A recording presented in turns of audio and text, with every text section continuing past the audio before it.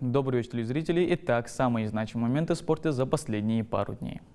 Хамзат Фаргиев из Малгобекской школы бокса завоевал золотую медаль на первенстве Европы. Воспитанник тренера Магомеда Булгучева принимал участие в 5 боях со спортсменами из Грузии, Ирландии, Англии и Азербайджана.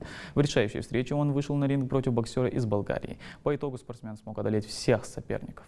Хамзат выступает в весовой категории до 48 килограммов. Наставник спортсмена Магомед Булгучев назвал первенство Европы очень конкурентным, так как на площадке сразились около 250 мастеров кожаной перчатки из 30 стран мира. Новая цель Фаргиева – это Олимпийские игры.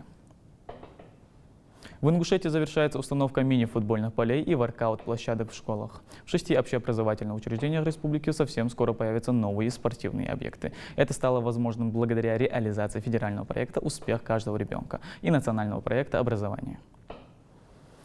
Ангушт одержал победу в матче 25-го тура второй лиги. Игра прошла на выезде против команды Астрахани. Единственный гол на 73-й минуте забил Бекхан Алиев. Матч завершился со счетом 1-0 в пользу Ангушта. Эта победа стала особенно значимой для болельщиков клуба, ведь она прервала серию нескольких матчей без выигрышей. После 25 туров Ангушт остался на 9-й позиции в турнирной таблице, набрав 27 баллов.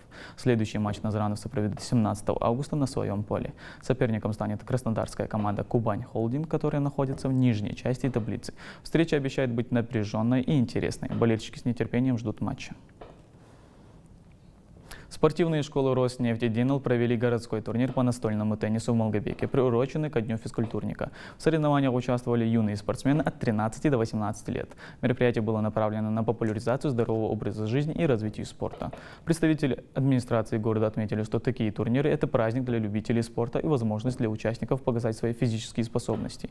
По итогам соревнований все участники получили памятные подарки, грамоты и положительные эмоции, что стало дополнительной мотивацией для будущих достижений в спорте.